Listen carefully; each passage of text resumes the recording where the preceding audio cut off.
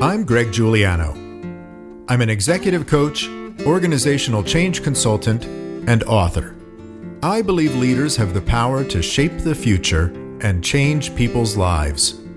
I also believe people who challenge the status quo and go beyond usual and ordinary are rare. They're willing to go to the edge and push farther, over and over again. When I find these ultra leaders, I love to talk with them. In each episode, I talk with ultra leaders to learn how they do what they do and how they keep growing as leaders. I promise you a full dose of ultra leadership from other ultra leaders just like you in every conversation. We're at the edge of another episode. Let's jump in. Welcome to another episode of Ultra Leadership. My guest today is Tony Chimera. Tony is the Chief Talent Officer at Westfield Specialty. He has over 30 years of human resources experience, with the last 19 in specialty insurance.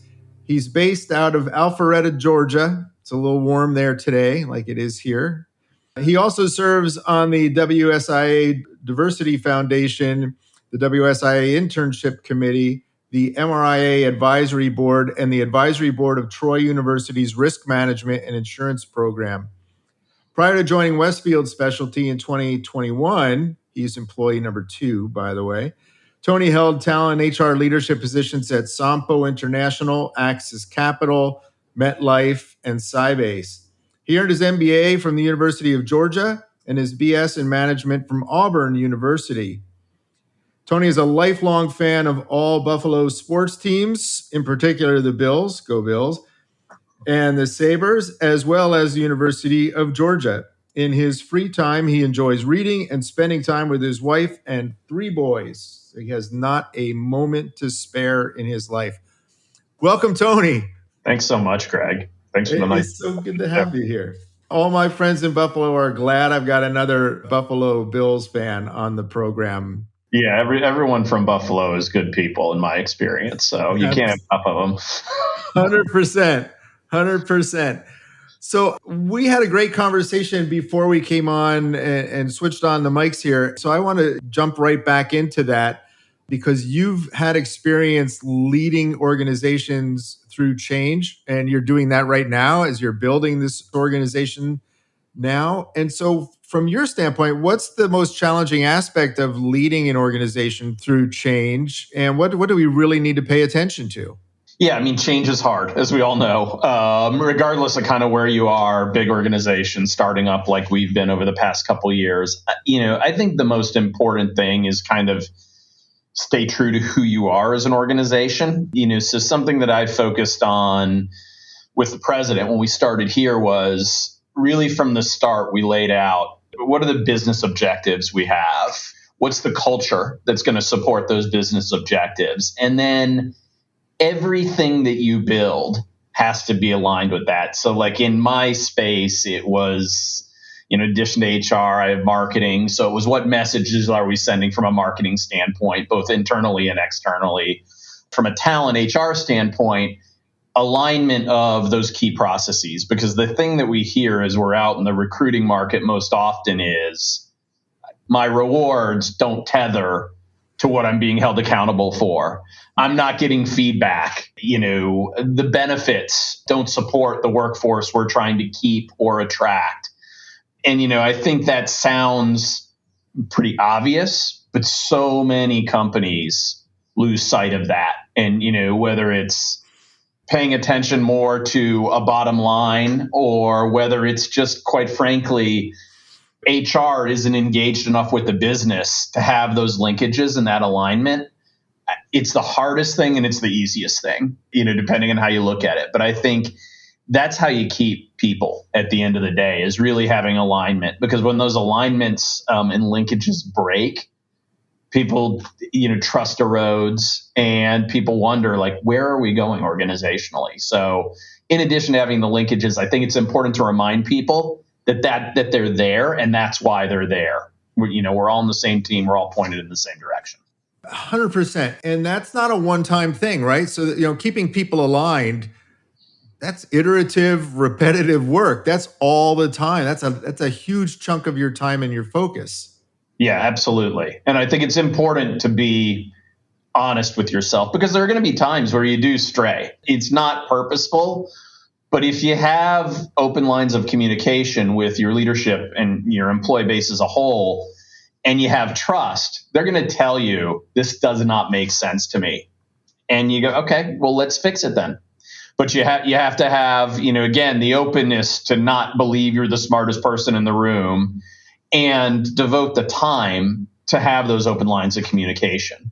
You just touched on something else that I think is important for leaders of being curious and setting your ego aside so that you don't have to feel like you're not showing up thinking, I'm the one who has all the answers, that you're gathering people and you're bringing the answers out of those people as you're helping to get folks through all this change. Yeah. And I think that's a huge practice, kind of. My dad used to always tell me, manage by walking around. That's what it is. If you have leaders that are willing to listen and, be vulnerable and, again, admit when, hey, maybe I don't have all the answers, I think that cures a lot of ills. And then you just have to act on it. Yeah. So we've been using that phrase for years and years, right? Manage by walking around. What does that look like now when we're in a hybrid work environment and, some folks are in the office, a lot of people aren't in an office anymore. I have, clients who they're 100% virtual. Right.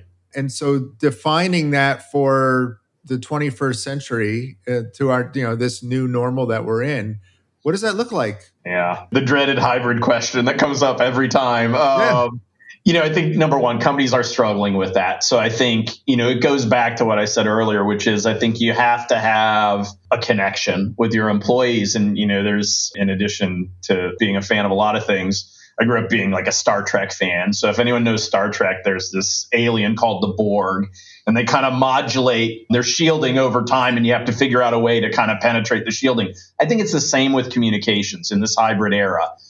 You are going to get people into the office sometimes. We're looking to have, as a startup, people in the office more often. So face-to-face is one means of communication. And when you have that opportunity, you have to squeeze that orange really hard and get as much juice out of it as you can. But two, if nothing else, the pandemic taught us that we can communicate in a variety of ways. So, some of those are going to be video like you and I are doing right now. Some are going to be just the old-fashioned get on the phone. I think you need to modulate a little bit and be thoughtful about your communications and not let it just happen or hope that it happens, because then it doesn't. But I think, managing by walking around, look at how people use LinkedIn these days. I know people on LinkedIn, I would call them close friends. Some of them I've never met in person. Some of them I've never even maybe seen on a screen other than a still picture. So I think, again, intentionality and focus, and then just modulating and knowing that, okay, one of those communication methods is not going to be the only way to communicate. So you manage by walking around, by dialing the phone, by setting up the video conference, by texting, by emailing, but you don't use one of those. I think you use all of them to the extent that you can. Yeah. I don't know if you can see, but I got Captain Kirk on the cabinet behind me, man. So resistance is futile. Love it. My fellow Trekkie here. So it ties back. We have to create alignment for people. And then we have to keep people engaged. And there's a lot of time and focus as a leader in building and maintaining relationships, because people know how to do their job. Yep. My job is to have a relationship with them so that I can have input where I need to. And in this virtual world, maintaining relationships takes intention. There may have been a day where you just crossed your fingers and hoped that it all worked out, but those days are gone. That there's no just crossing your fingers and wishing. That it takes real intention and focus by leaders to maintain those relationships. Yeah, and I would also say, I think, regardless of generation, the dynamics of the workforce has shifted. So, you go back to your question about hybrid. For those companies that are more flexible, I think you get less face time as a leader. You really the expectation from an employee, at least in my experience now, is I want to trust and believe in the people that lead me. And that probably existed to some degree always. I know it did for me, certainly. But I think, again, people used to get kind of lost in companies. Now they're looking for something more than just a job. They're looking for a mission, a career to be developed. Again, it should have been that way all the times, and the good companies did that really well. But now I think it's just a baseline foundational expectation. And if you don't deliver on that, I'll go work somewhere else. Particularly if I can work from anywhere, that opens up the whole universe to me. Yeah, that reminds me of Dan Pink's book, Drive, right? So, Yep. People want to be connected to a sense of purpose. So what's the important work that we're doing here? Oh, yeah, that's cool. I want to do that with you. Yeah. And then the autonomy piece, right? It's like, okay, well, you hired me to do this. Let me do it. Right. So how do you coach a team leader to create space to empower people to really be autonomous as possible in their role? Yeah, and I would say it obviously varies some by role. I would say the other thing for us starting out, we're 2 years and a little bit of change in existence. It's kind of a baseline expectation. We physically can't get everything done unless we give people that autonomy. So you can argue it might be a little bit easier for us than I think for established larger companies that maybe didn't operate that way. I think it's a lot more difficult. That's a cultural shift. And you have to do it in what I'd call small pieces, almost like beta testing, and let it grow. But I think it comes down to the quality of your management team. And, again, as an HR team, you have to give them both the tools and the comfort level to be able to let go a little bit. And that takes time. But I think, the best way to show that is to model it, to model it at the top. Yeah. And then let it kind of waterfall down into the organization. Because if the senior executive, to our point around alignment, is operating completely contrary to that, I don't care how much you invest in the change, it's just not going to happen. Yeah. So you just read my mind of what my next question was going to be. So you can preach about what you want your culture to be, but if your senior team isn't walking the walk, then people are going to go, well, yeah, they don't really mean it. So how do you ensure that top team and those top leaders are walking the walk? Because you can't just cross your fingers with that either way, because everybody brings all their habits and the way that they used to do things to their next thing. So how do you help those senior leaders in that team be intentional and really walk the walk? Yeah. We hire a good president CEO, which we did here. And I knew kind of where he came from. We'd worked together before. So again, that was my kind of cheat code here. We always talk about it when we started this out, and there were the two of us together kind of planning to start hiring people. We're like, okay, first rule, we're not hiring jerks. Like, I don't care how much business they can bring. And that was a flip way to say, like, we're going to hire people that walk the walk. And if they don't, we'll keep searching until we find somebody who does, because in our experience, we found that's the way that things erode. And the example we use is, you're standing at the company meeting, the vision and the values are up on this massive screen behind this person, and everyone in the room is going, the problem with this is that person up there doesn't embody one word on the screen. And it goes back to what I said, which is, if you don't have that alignment, it becomes a joke. And actually you do more damage than good. Don't have that meeting. Don't have that person stand up there. So I think, it goes to, again, if you inherit a team, you inherit what you inherit, and you can help lead people to water and make clear that that's going to be important. One of the most important things is living our culture. And most people will figure out a way to do that, even if it's not their natural kind of home state. Some won't, and they probably need to find someplace else to go. But I think, again, it's intentionality, and we're not getting results at any cost. We're getting results in line with our culture. And if we don't do that, no result is worth it. And if you have the ability to build a team, I think you need to be real honest and direct about we're not settling, because there are lots of skills you can teach. I don't think if someone does not buy into your culture, at a leadership level, again, that will hurt your results significantly and be very time consuming and painful along the way. Yeah, well, and it burns people out. Okay, I'm out, right? They self-select out.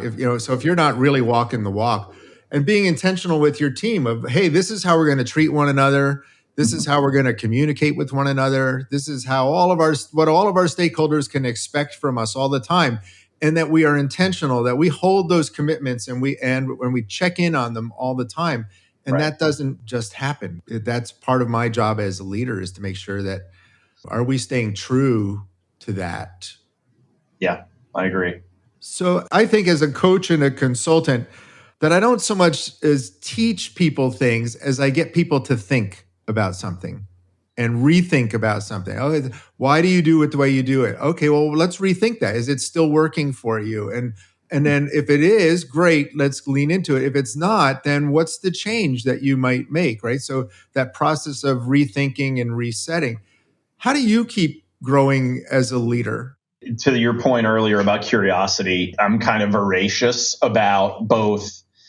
The insurance industry is kind of fascinating. It's a relatively small community, but there's like a ton of talent. So I look at it kind of in concentric circles. I spend a lot of time with people who don't do my role purposely, because I kind of generally, I think I know my role, certainly can learn more, but I spend time with underwriters. I spend time with brokers, claims people. So, networking, I think, is one way to learn. Just hearing how people do other things, what they're trying, what's working at their companies, what's not. That's really valuable. Then I love to read, both short burst stuff and then, everything from industry stuff to, again, what I call general business publications. You mentioned Daniel Pink. I'm a big Adam Grant fan.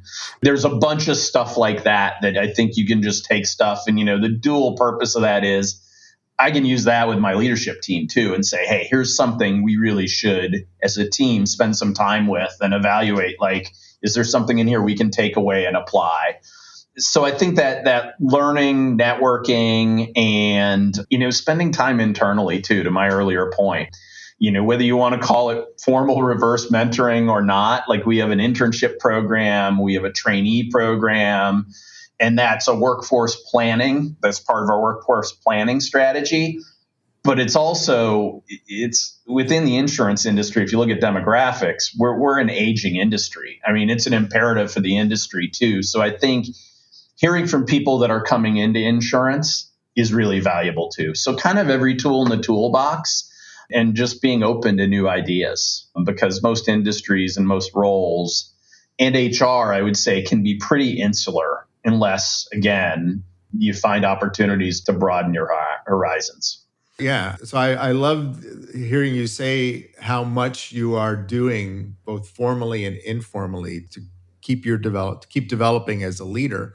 Because I find a lot of times, there are good people in HR that they're kind of the cobbler's children, right? That take care of everybody else and they don't take care of themselves, and they don't keep themselves on that path, on that journey. Yeah. I think that's totally fair. And I think it's you've got a little bit of the, what you see with like psychologists sometimes, where they take in so much of other people's stuff. They wake up one day and they can't do it anymore because they're just weighted down. I think HR people are very similar from a task standpoint. I'm always telling my folks that report to me, I'm like, you need to carve out something for yourself.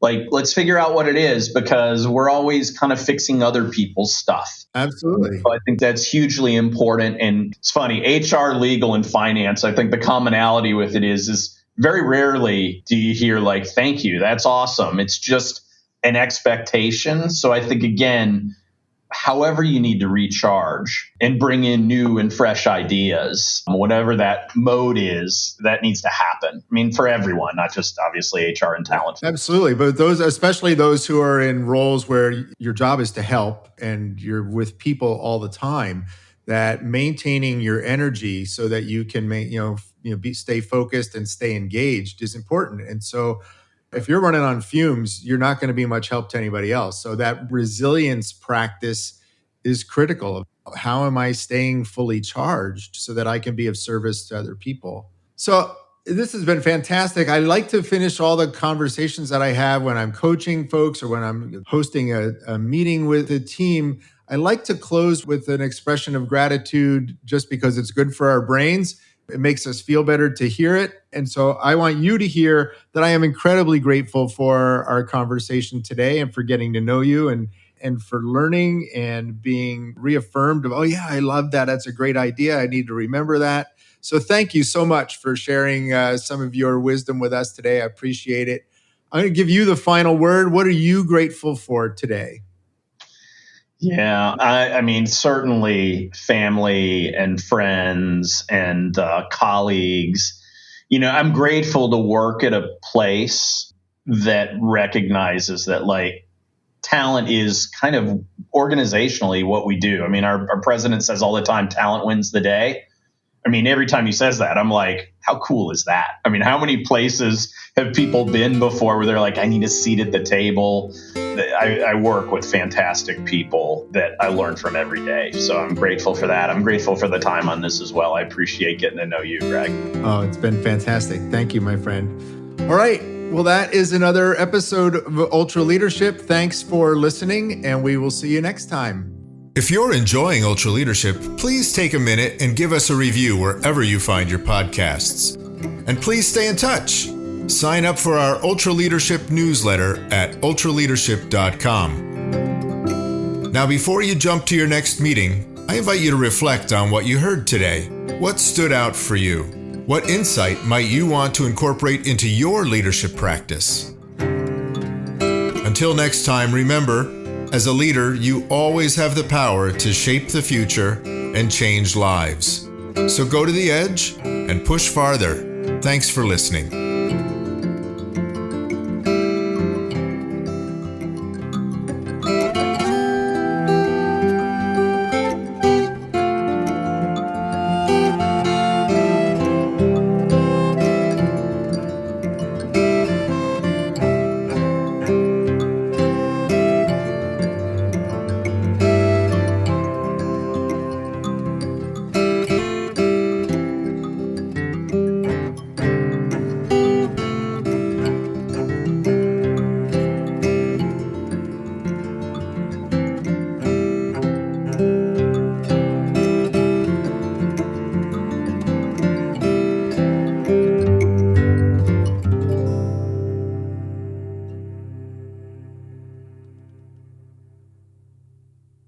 This is thepodcastfactory.com.